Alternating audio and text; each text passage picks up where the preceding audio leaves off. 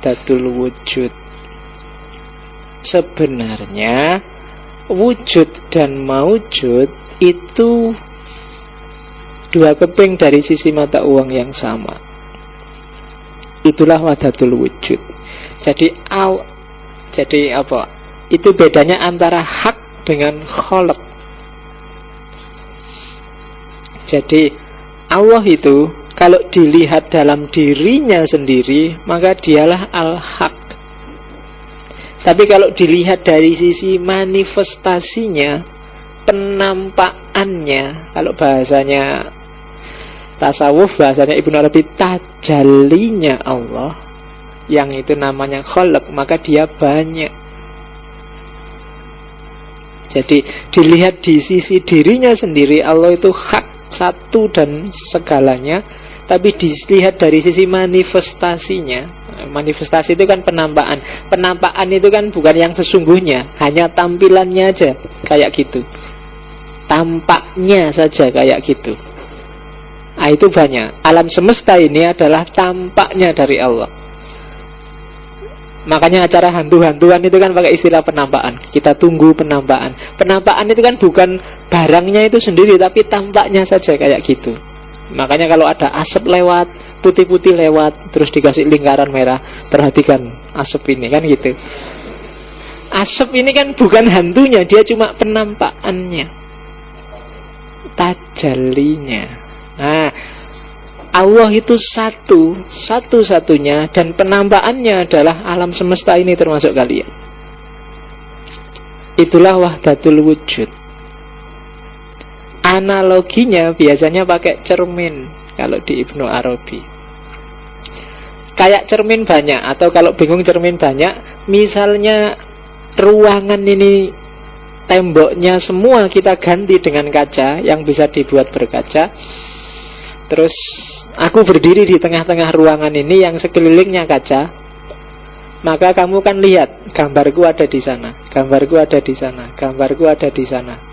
Itu kan? Yang ada di kaca itulah penampakan. Wujud yang sejati ya aku yang ada di tengah itu tadi. Alam semesta termasuk manusia itu gambarku yang ada di kaca itu. Dan Allah adalah aku yang ada di tengah-tengah itu tadi. Itulah wahdatul wujud. Wujud yang sejati ya aku yang di tengah tadi. Yang lain kan cuma penampakan. Apapun yang lain itu kan tergantung aku. Kalau aku ngangkat tangan, dia juga ngangkat tangan. Yang gambar di sana, yang belakang juga ngangkat tangan. Dan alam semesta itu ya gambar-gambar yang ada di kaca. Mungkin yang pojok sana jadi gunung, yang pojok sini jadi laut, yang pojok itu gambarnya Allah. Gambarku di kaca kan gitu. Yang sebelah sana gambar punggung, sebelah sana gambar wajah, sebelah sana gambar pundak kanan, sebelah kiri gambar pundak kiri. Dan itulah alam semesta. Ada yang sedikit menggambarkannya, ada yang banyak, ada yang hampir representatif. Dan di antara yang dianggap paling mendekati Allah ala suratihi adalah manusia. Jadi manusia adalah representasi, bukan jasmaninya ya. Nanti kalau jasmaninya kamu berarti Allah itu kayak gini, enggak. Tapi ruhaniyahnya, dimensi ruhnya manusia adalah manifestasi paling sempurna dari wujud Allah. Makanya innallaha khalaqa Adam ala suratihi. Oke. Itulah gambarannya wahdatul wujud. Jadi semuanya wujud, semuanya Allah, semuanya wahdah. Jadi satu. Ya. Jadi al-haq sama al-khalq itu dua keping dari sisi mata uang. Intinya ya hak, intinya ya wujud. Yang lain itu maujud. Dia ada sesuai dengan yang wujud tadi. Karena gambar di kaca itu sesuai dengan apapun yang dilakukan oleh yang berkaca. Itulah yang disebut wahdatul wujud. Agak beda dengan hulul, dengan itihad, dengan Surawardi kemarin. Jadi kalau ini coraknya tidak ada jarak. Allah sama makhluk itu ya wajah dari realitas yang sama. Hanya yang satu sejati, yang satu adalah akibat. Yang satu sebab, yang satu akibat. yang satu wujud, yang satu maujud, yang satu hak, yang satu kholak. Oke, jadi semua manifestasi dari Allah. Nah, kalau ada yang jahat-jahat gimana Pak? Apa Allah juga jahat? Enggak. Kejahatan itu muncul ketika manifestasi tadi tidak tampak, terhijab. Jadi tidak bergaya, tidak berprofil seperti adanya, tidak sesuai proporsinya. Kejahatan itu kan ketika sesuatu tidak proporsional, tidak pada tempatnya. Ya kan? Hubungan laki-laki perempuan itu indah, tapi ketika tidak pada porsi dan proporsinya, dia jadi jahat. Ya kan? Bunuh itu kalau pas porsi dan proporsinya dia indah. Agak susah membayangkan bunuh. Ada di konteks tertentu bunuh itu indah. Pembunuhan itu indah, bahkan disaksikan oleh banyak orang. Misalnya waktu korban. Loh ya kan? Korban itu kan kamu pembantaian besar-besaran terhadap sapi dan kambing. Tapi kan tidak terasa jahat, terasa indah. Karena apa? Porsi dan proporsinya pas. Bahkan kadang-kadang bohong pun kalau proporsional sesuai kondisi kadang-kadang pas,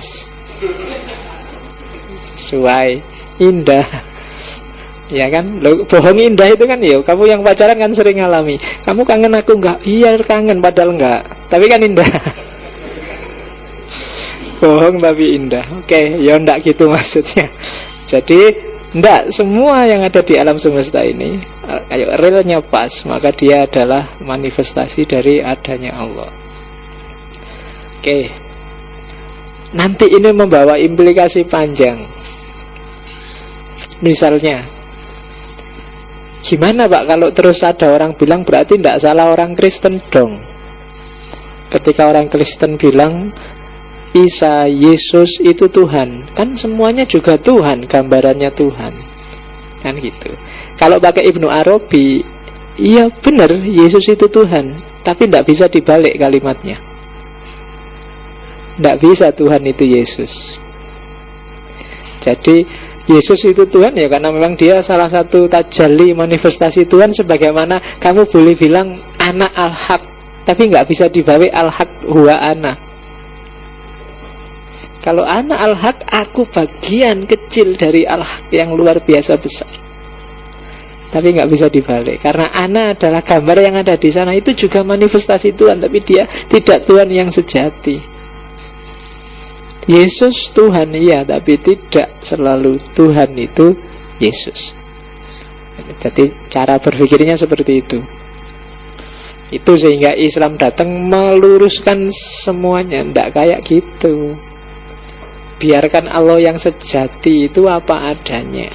Yang lain itu kholak. Meskipun ada entitas ketuhanan di dalam masing-masing itu. Dan posisikan setiap entitas ketuhanan sesuai porsi dan peranannya masing-masing, biar dia bisa menggambarkan dirinya sebagaimana gambarnya Tuhan. Dan manusia yang bisa memerankan dirinya secara pas sebagaimana surahnya Tuhan, itu nanti yang di Ibnu Arabi disebut insan kamil. Nanti di belakang ada penjelasannya. Oke, nah sekarang kita lihat Allah sendiri. Kayak gimana sih rentetan dari yang sejati sampai lahir manifestasi, sampai lahir tajalli itu. Jadi memahami Allah, katanya Ibnu Arabi, bagi dia di 3 level. Allah tidak ujuk-ujuk dia sendiri terus misah dengan mana. Tidak, Allah itu dia punya 3 martabat. Martabat yang pertama adalah martabat ahadiyah. Ahadiyah itu Allah apa adanya, yang laisa kamislihi syai'un. Akalmu gak akan nyampe memahami Allah. Dia tidak seperti apapun. Seperti apapun definisimu, gambaranmu, sebutanmu terhadap Allah, Allah tidak kayak gitu. Karena akal kita terbatas, Allah tidak terbatas. Akal kita hanya laku untuk yang punya ruang dan punya waktu, tapi Allah tidak punya ruang dan tidak punya waktu. Ya kan? Akalmu itu kan tidak berdaya kalau di luar ruang, di luar waktu sudah nggak nyampe sudah. Yang tidak terbatas saja akalmu sudah nggak nyampe. Berapa angka paling besar? Nggak akan nyampe pikiranmu. Berapa ya angka paling besar itu ya? Selalu ada yang di atasnya. Atau berapa angka paling kecil? Nggak. Selalu ada yang di atasnya. Ukuran paling besar adalah nggak nyampe. Jarak paling jauh itu berapa? Nggak nyampe. Karena akal kita hanya bisa untuk yang terbatas.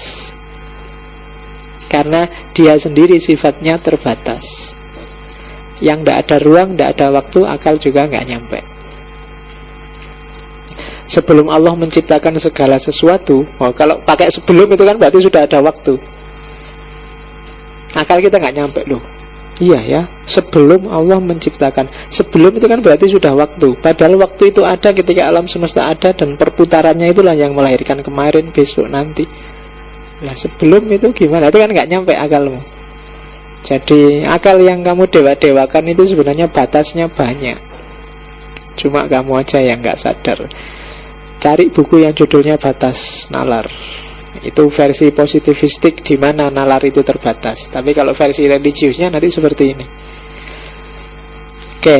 Nah, karena Tuhan itu tidak bisa dinamai, tidak bisa dijangkau, tidak bisa dijelaskan, tidak bisa diakses oleh pikiran, satu-satunya jalan untuk memahami Tuhan di level ahadiyah itu nanti yang disebut teologi negatif. Selalu harus kamu negasikan apapun temuanmu, apapun pikiranmu, apapun definisimu, penjelasanmu tentang Tuhan. Tuhan pasti tidak seperti itu. Itulah nanti yang disebut teologi negatif. Negasikan semua, karena Tuhan ada di balik itu semua. Pikiranmu gak akan nyampe, penjelasanmu gak akan menjelaskan yang sesungguhnya. Jadi itu level yang pertama. Ada level yang kedua, yaitu level wahidiyah. Level wahidiyah ini ketika Tuhan memperkenalkan dirinya pada manusia, memperkenalkan, ingin dikenal, maka dia menciptakan makhluk dan dia menunjukkan dirinya. Aku itu kayak gini loh. Itu yang disebut ta'ayun. Ta'ayun itu mendefinitifkan, menunjukkan aku itu. Kamu kan gak nyampe kalau memahami aku. Tak jelasin aja, aku itu kayak gini loh. Nah, itu level wahidiyah, level asma wa sifat. Aku itu penyayang. Oh penyayang. Aku itu maha kuasa. Aku itu adil. Aku itu kan Allah sendiri yang mendefinitifkan dirinya. Nah ini sudah level selanjutnya dari ahadiyah. Namanya wahidiyah. Asmaul Husna yang 99 itu level wahidiyah. Ini ya masih Allah, cuma Allah yang mendefinisikan dirinya sendiri. Ke level wahidiyah namanya. Apakah Allah itu penyayang seperti gambaranmu? Aslinya enggak. Tapi dia penyayang. Buktinya apa? Dia menyayangi alam semesta. Dia adil kepada makhluknya. Maka ada yang bilang level wahidiyah itu adalah level perbuatannya Allah.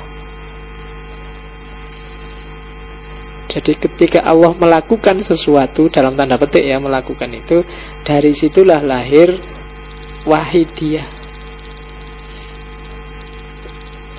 Level yang kedua, Allah yang Maha Esa, Allah yang Maha Kuasa, Allah yang Maha Pengatur. Pokoknya semua Maha yang kamu atributkan pada Allah, itu Allah di level wahidiyah. Kalau bahasanya Asy'ariyah ya level sifat. Dan kalau Ibnu Arabi mirip Mu'tazilah, bagi Ibnu Arabi ya sifat sama zat itu jadi satu. nggak ada kok bisa-bisa. Kalau Asy'ariyah ya sifat sama zat itu dua hal yang berbeda. Oke, itu level kedua. Jadi itu yang disebut emanasi paling suci, Faidul Aqdas. Jadi limpahan Allah yang pertama itu dirinya sendiri, asma wa sifat. Baru yang ketiga namanya martabat level ketiga, tajalli syuhudi, yaitu manifestasi dari adanya Allah dengan adanya alam semesta ini.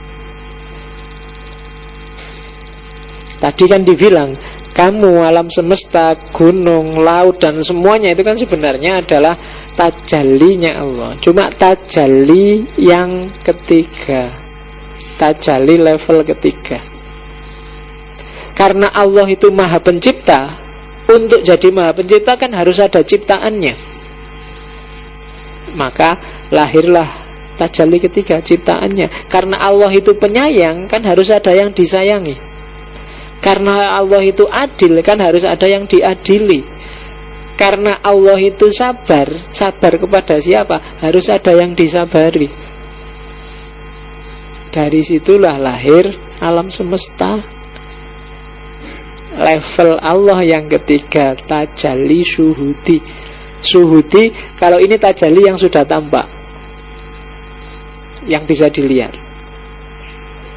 Ya termasuk kamu, termasuk alam semesta yang bisa diakses oleh panca indramu, bahkan termasuk jin, setan, dan kawan-kawan.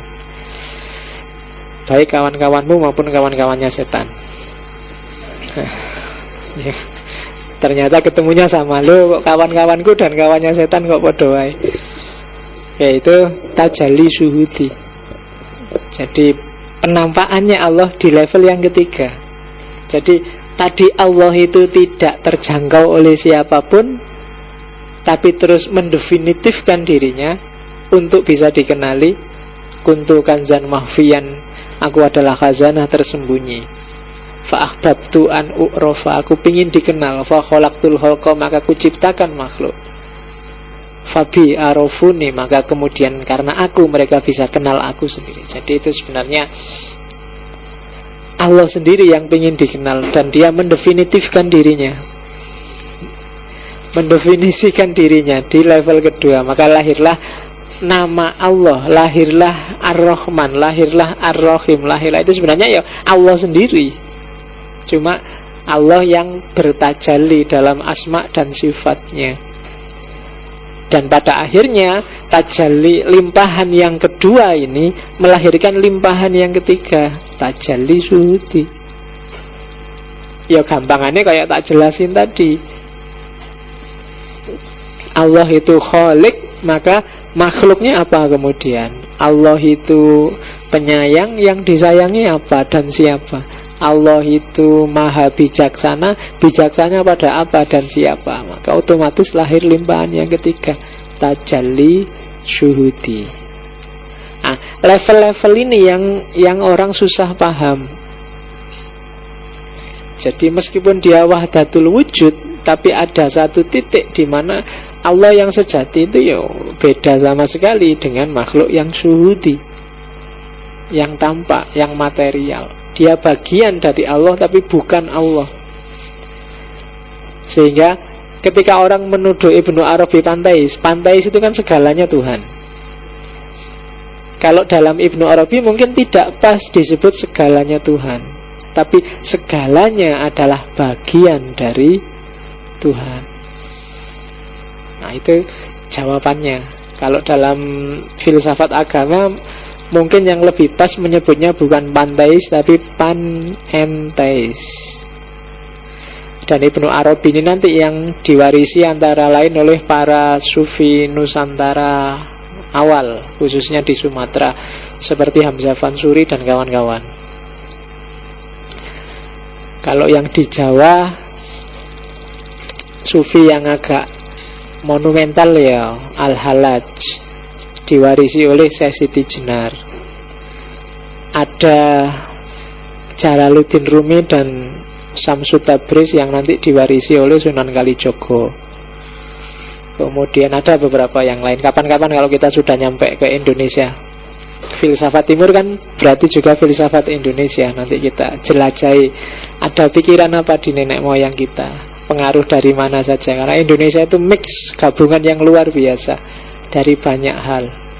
Karena orang Indonesia apalagi Jawa itu kan khas, semua tradisi, semua budaya, semua pikiran bisa masuk. Kadang-kadang yang punya pikiran sendiri sampai bingung. Loh iya, bayangkan dulu ada dinamisme awal agama paling kuno di Jawa, terus masuk Hindu. Orang Jawa tidak kaget, Hindu masuk, ya sudah, Hindu ya kita ikuti Hindu. Tapi di mix sama dinamisme, lahirlah agama Jawa asli yang disebut Kapitayan. Terus Buddha masuk, mereka juga tidak pusing-pusing, gampang, Buddha masuk ya masuk aja. Dan lahirlah asimilasi. Kan Majapahit itu kan agamanya Siwa Buddha. Itu kan yang punya agama bingung itu kan, Siwa itu Hindu tapi Hindu kok Buddha. Kamu kenal istilah agama Hindu Buddha itu kan cuma di Indonesia. Itu dua kontras tapi dijadiin satu, Hindu Buddha kan. Terus lahirlah Siwa Buddha Majapahit. Islam datang juga mereka nggak pusing-pusing, datang ya datang aja. Dan lahirlah Islam kebatinan itu kan, Islam kejawen yang hari ini populer, yang dipopulerkan oleh banyak tokoh kebatinan Jawa. Itu sebenarnya kan mix dari tradisi-tradisi spiritual sebelumnya. Dan itu sebenarnya tesis besarnya Suhrawardi kemarin kan, bahwa khazanah spiritual itu perennial. Di sisi spiritual, ajaran apapun bisa kamu gabungkan jadi satu karena visinya sama. Yang tidak bisa kan yang sisi ritualnya. Dan itu yang dulu di India sempat dilakukan oleh Jalaluddin Muhammad Akbar, yang ada sinetronnya di Antv itu kan, Jodha Akbar ya. Jodha itu Hindu dan dia sendiri Muslim, tapi dia punya visi untuk melahirkan agama baru karena dia agak toleran, terbuka, maka di istilahnya sering ada diskusi-diskusi antar agama. Terus dia punya visi bikin agama baru mix antara banyak agama tadi di tradisi spiritualitasnya. Lahirlah agama yang dikenal sebagai Dini Ilahi. Itu agama zaman Kekaisaran Mughal. Itu agama sintesis dari beberapa tradisi spiritual yang hidup di India zaman itu. Ya silah, belakangan sudah mulai jarang yang kenal Dini Ilahi. Mungkin kalau ada yang mau ngangkat skripsi apa tesis, sumbernya masih banyak. Dini Ilahi. Oke, nah ini perlu tak jelasin khusus alam